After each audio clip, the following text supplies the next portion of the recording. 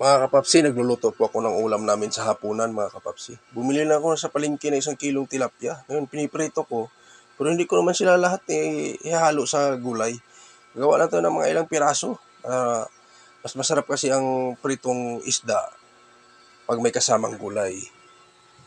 Yan mga kapapsi, ang aking recipe yan. Papakita ko lang sa inyo. Yung gulay natin, may talbos tayo at saka may pitsay. Ngayon, diretso-diretso na tayo mga kapapsi. Yan, nagpapakulo na ako ng tubig. Nilagay ko ng lahat ng ricados. Yan. Papakuluin na natin siya ng papakuluin. Tapos lalagyan na natin siya ng isda.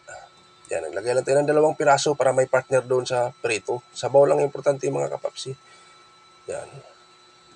Yung isda natin, luto na yan. Tapos yung gulay natin na sa nauna kong nilagay, yung talong at sa mga ricados, luto na rin yan. Papakuluin lang siya natin na papakuluin para ma-absorb yung lasa ng ating mga ricados. Lalagay natin yung pitsay, wag na natin haluin. Madali lang maluto yung pitsay na yan. Kasi masarap ang pritong isda pag may ganitong klaseng partner niya, sabaw.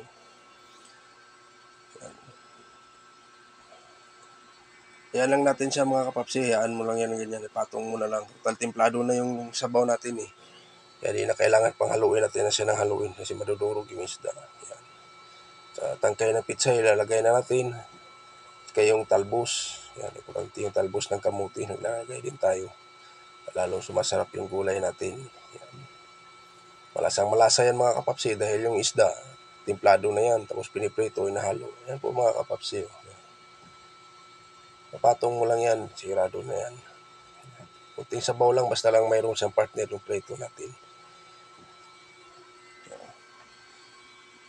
Ready to serve na yan mga kapapsi. At ito na po ang ating finished product mga kapapsi. Yan, kaiko, prito. Yan. Sausawa natin, silimansi at saka yung kinilaw natin na salingasi, tatawagin namin. Kilaw lang ko ng ilang piraso rin. Yung iba niyan ginawa kong paksiw. Mga kapapsi, at sino pang hindi kumain dyan, sabayan nyo ako, kakain tayo mga kapapsi. Yan, salan mo natin yung pagkain natin para magbigay ng lakas sa ating pangangatawan mga kapapsi. Po, kain na tayo. Yan. Kinilaw uunahin natin dahil yan, kinilaw sa paborito ko talaga yan. Pero hindi naman ko lagi-lagi nakikilaw, minsan lang yan. At saka pag magkilaw ako, hindi maramihan, kunti lang, pang ano lang sa takam ba. Yan, kaya na tayo. Nakuha tayo ng kutsara mga kapapsi. Yan, kasi isabaw natin, kailangan may kutsara. Yan. Pang hindi kumain yan, sabayan niyo ako, kain tayo. Ulam sa hapunan mga kapapsi. Kain tayo. Yan, kinilaw, kinamay ko na. Ako lang kakain nito, hindi naman sila kumakain. At saka masarap ang kinilaw pag kinakamay mo. Yan, lalo na sa amin, malaking probinsya. Yan mga kapapsi. Yan.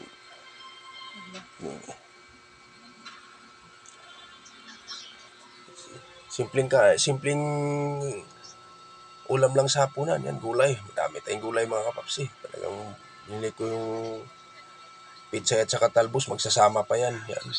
Sinusubok ko na. Tignan mo mga kapapsi.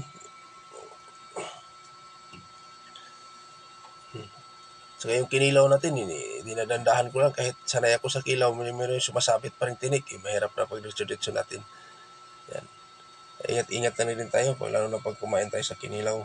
Yan. Kasi minsan may tinik din. Natanggal ko na yung gitna niyang buto na yan.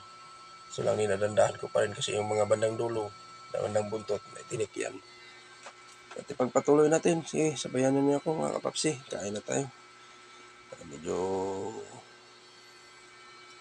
gabi na rin. At saka medyo alanganin na sa oras. Matagal ako nagising. Wala akong pasok kahapon. Sarap ako sa pagtulog. Yan. Masarap talaga pag kumain nakakamay mga kapapsi. Yan, no? Yan.